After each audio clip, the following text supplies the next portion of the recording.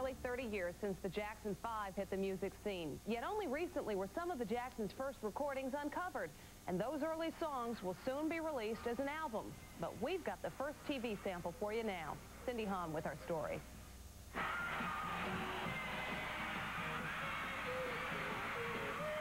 They took the music world by storm. By the early 70s, brothers Jackie, Tito, Jermaine, Marlon, and Michael Jackson were the singing sensation of the decade. I thought they would be as big as anybody could get, but they've surpassed even that. They've set some new standards. The Jackson 5 climbed to the top with Motown hits like ABC and I'll Be There.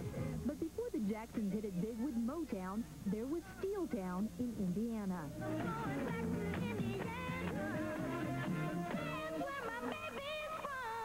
The Jacksons grew up in Gary, Indiana.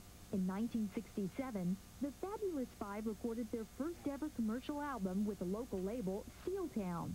Ben Brown is still the president of the record company. A friend of mine brought a demo into the control booth, and I listened to it, and it was a demo on the Jackson 5.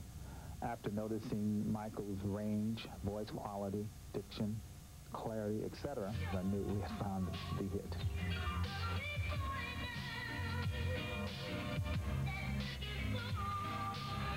What you're hearing now is the Jacksons' first hit single, Big Boy, released regionally in 1968.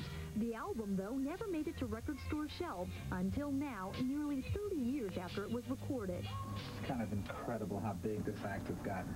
Brown says he stumbled across the master recordings last year while doing research for a book he's writing on the Jackson family. They had, deteriorated a bit because of time and moisture and et cetera, and et cetera, and et cetera. But they were there.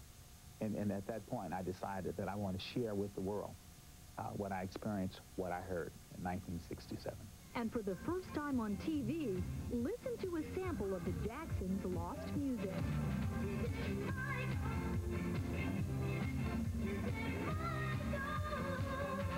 John Kenneth is the president of Inverted Records, which is releasing the new J5 recording. He says the newly found buried treasure will be released internationally within the next few months. The sound and the sound quality is very indicative of the Motown sound, and yet was recorded a year before they ended up on Motown. So the question really becomes, did Motown influence the Jackson sound, or did the Jackson sound, which our recordings will show, actually bring forward the sound that molded all of Motown? The title of the album and its songs remain Hush Hush, but we're told they include solos from a talented 6-year-old named Michael, who later would become the megastar of all time. This is a part of the Jackson history, the Michael Jackson and Jackson 5 history, and I think it's historical, and I think it's just amazing. The Jackson family had no comment about the release of these early recordings, but a music video featuring the Big Boy single will hit the video channels next month.